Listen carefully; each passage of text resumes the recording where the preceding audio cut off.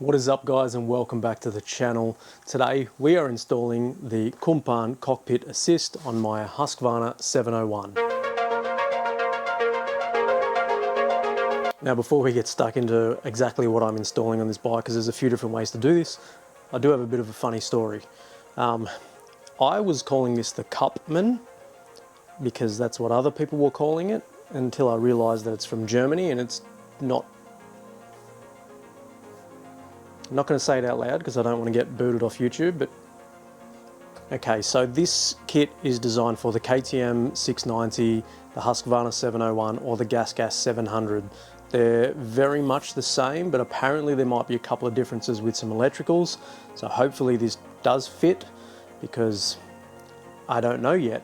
I've hardly even looked at this. I've looked at a couple of little videos, but the idea of this video was to help you guys do this same job with as much experience as I've got doing this. We do have some wiring, but I'll get stuck into this stuff soon, because I do also have the oil pressure sensor.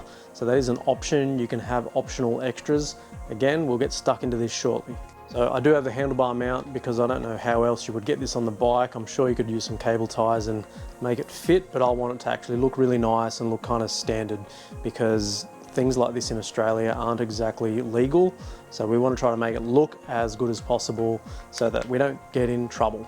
So again, a little bit more wiring. That's your speed sensor, and it looks fairly easy to install, and it looks like it is even the right one, which is pretty cool. And then of course we've got this, which is way smaller than I'd expected, but then you put it on the bike and it actually makes sense for it to be that size. This is touchscreen, and I believe you get 4 different functions you can see at one time, plus your shift light up the top. One of the main things that I'm interested in is the shift light, because I'm used to a bike that revs so hard. And of course it's got the gear indicator as well. Being used to that stuff, it makes it so much easier to have it. I found myself misshifting and being in the wrong gear quite often, especially when I was at the track. So this is definitely going to help, and that's honestly the main reason I got this. But of course, having some safety around that, so you can have your oil pressure. Obviously it will send an alert if it goes below or above the pressure you want it, and engine temperature, of course, because I'm doing track days on this and I really want to look after it as much as I can. So that's enough of me talking. I'm going to start pulling things apart and hopefully get this thing installed for you guys. You guys can obviously hang around, and there will be a follow-up video of this as well that does a bit of a review on what I think of the functions and if it works and if I'm happy with it for the price as well. Let's get stuck into it. So the first thing I'm going to do is pull the headlight off, seat off, and the front fairings, because I believe they're going to be in the way, and at some stage we will need to be on that side of the bike. I'll turn the bike around because I don't fit in there. Too many burgers.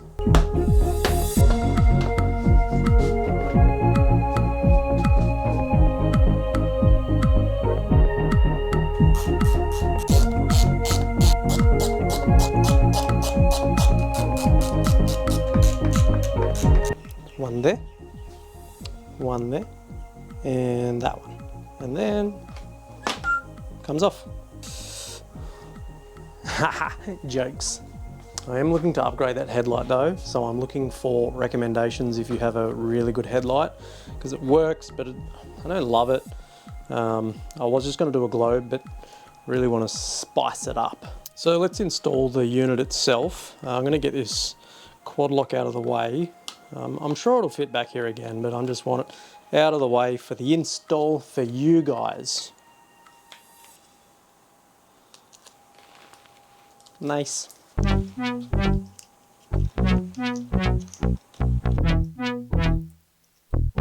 Cool beans. All right, now of course we're going to need power. So on this bike in particular, you'll need to take out the 2 little screws that hold this plate and expose your accessories wires. Now there's 2 in there, and you do not want to use a CC1 because that is constant power, which means it will never turn off, where ACC2 is of course accessories 2, which turns off with the key. Alright, so red and black to the red cable from Cumpan. These are nice and firm as well, which is really good to see. Okay, so with the remaining cables that are there, we've got the blue and black, and then we've got the temp sensor, and then we've got a plain black and a black and white. We're going to take the black and the white and the black and run them down the left hand side of the bike down towards the gear shifter. So once you've led those cables down the left-hand side of the bike, grab the blue and the black and your other sensor and run it down the right-hand side. You can run them down the same side. I just like to keep them separate. It's going to make it a little bit easier and a little bit less junk sort of hanging all down the side of one side. Alright, so now this is the point where we go to the left-hand side of the bike. And if you've got the factory header, I would recommend removing it for this. I think we might be able to get away with it with the titanium on there, as it sits a little bit different, a little bit more room. So fingers crossed we don't have to take that off, but if we do, so be it. Let's get stuck into it, and we're almost done, guys. There's actually not that much to do. So once you've carefully disconnected all these, get the cable ties out of the way. It's definitely going to make this easier. Down on the crank here, you can see there's a little cable going into the crank. That's your speed sensor. Follow that cable up. We're going to do it properly here. And you follow it up and it turns into this one, which we need to disconnect. And then we'll grab this guy right here, which is a little Y piece, and you simply plug that one into here and that one into there. And then we've got the patch cable right there. And that obviously is where this guy goes. So we're going to tidy up the cabling, and then that one will go onto there. Nice and simple. So that's a simple, easy little way to make sure that we get the correct speed sensor without having to tap into anything. Add the patch, clip it in, you're ready to go. So as you can see, things have escalated. Exhaust off, chain cover off. We're just going to give ourselves as much room as we can here. I think with the factory exhaust, this actually will be easier because it uses this bolt location rather than this one. So yeah, I think because of my exhaust, that's making this harder. So we're going to use the cam tensioner bolt for the oil temperature, which is going to be this little guy here. Make sure you use the little copper here, so that replaces the cam tensioner bolt cap. So we're going to take that off, pop this one in there. So with a few adapters and a T30 Torx bit, we can get into this guy here. Probably going to lose a couple of drops of oil. So before you do take the bolt all the way out, grab yourself a cloth, a t-shirt or a Harley Davidson shirt. Pop that guy out because we are going to lose a little bit of oil. It's completely normal. I'm going to keep that plugged for a little bit just in case we want to lose more oil. I'm going to pop this guy in. Do not forget the copper washer. Just don't. It's not going to be good. And then we can run this guy here. So this is one of those lines we ran earlier. Pretty obvious which one it is. If you can't work that out, probably don't work on bikes. Okay, so now we're moving on to the gear shift indicator. So if you locate the indicator just in front of the shifter, you'll see it there. Follow that up and you'll find this 6-pin plug. Each bike's a bit different, white on the Husqvarna, black on the KTM. But anyway, what you need to look for is the brown and green cable on the 6-pin. And we probably need to strip this back a little bit, and the kit comes with this kind of little adapter, which is okay. It's essentially an expensive version of one of these if you've ever seen it. So it's designed to splice cables in without soldering and cutting. Now I am going to use this for the sake of the video. I'm not a super fan of these, and I won't be surprised if it doesn't work. I've just never had a great success with these, so I am going to use this for the video for you guys to see, but I would always recommend soldering if you have the ability. So you can disconnect this if need be, but this is designed so you have an open end so that you can slide it on. If you see that there, focus. So there's an open end and that slides onto the cable like that, and then there's an open end. And that's where the black and white cable will go into, which is this one here. And it's not exposed on the end because it doesn't need to be. Push this into the fitting all the way down. And then as you close this, it pushes everything together and connects the metal. Like I said, I'm not a massive fan, but I'm going to use it and hopefully it works. And to make sure this is actually grabbing properly, some good pliers. So these are a little bit more than your basic sort of connector as I showed you. So it actually has a membrane that squeezes out as you close it, and then it dries so that it's watertight. So I mean, it looks like it's in there feels like it's connected. Let's trust it and see how we go. Alright, so now it's time to install the oil pressure sensor, which goes on top of the factory sensor here with a little T-piece. If you're not doing this, just skip ahead to the rest of it. This should only take a couple of minutes and then we'll get on to the next stuff. So firstly, we'll need to put this T-piece here, and then the new sensor here, and then the old sensor on top of the T-piece. Let's get that done. So the kit does come with some thread tape, so we can pop a little bit of that onto this bottom thread first so that we make sure we get a good oil seal. Okay, so as you can see, it's kind of landed in the wrong spot. We need that point pointing across there so that we can make sure the sensor fits, because it's just not going to work sitting back here. So if you hold up here firmly, you can twist, just be gentle. So that way we have room for this new sensor, which I will put tape on, to hopefully sit up in there. I think that'll work. I hope so.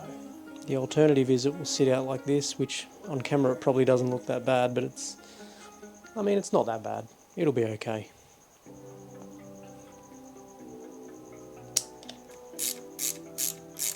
Okay, now we can plug in the new sensor and then run this cable up behind the headlight.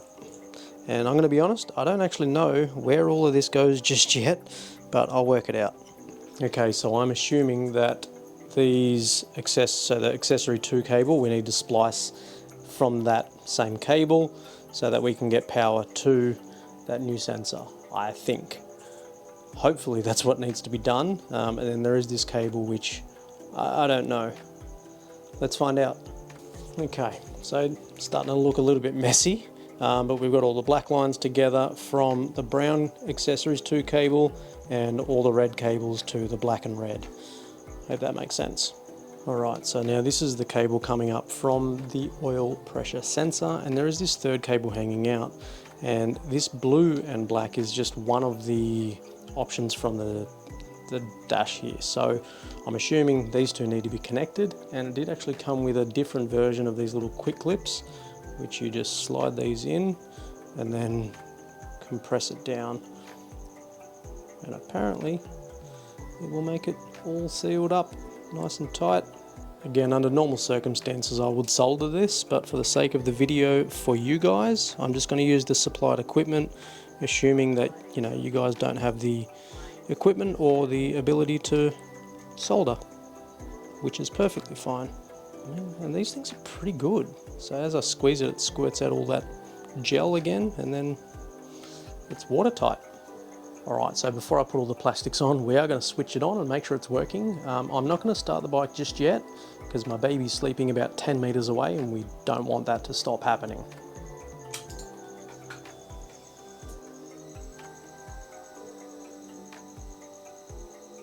So if you open the menu here, you can set your inputs. I've already gone ahead, and input 1 is for the gear sensor to tell us what gear we're in, and input 2 is pressure, so it's going to give us our oil pressure. You can do lambda or AFRs, you can set your volts, okay, cool. AFRs, T2, so if you do want another temperature sensor you can, or you can have it set at nothing. So we're going to set it for oil pressure because that's what we've got. Alright guys, so I've got a little bit of tidying up here, obviously put the rest of the bike back together, but other than that, it's all ready to go, and in the next video we're going to start it, take it for a ride, make sure everything works. You guys can come along and I'll give you a bit of a review as well on what I think of the product, and if you are interested in one, I have put the link below to where I purchased it from. Super nice guy. This is not a sponsored ad, there was no discount. I asked him if he wanted to do a sponsorship, he said no thank you, and I respect that. So guys, I hope this video was helpful in some way, and if you did enjoy it, I would really like it if you could hit that button below, like, subscribe, drop a comment, let me know what you think, and we'll see you guys on the next one. See ya. Whoop-a-pop-bum. Whoop-a-pop-bum.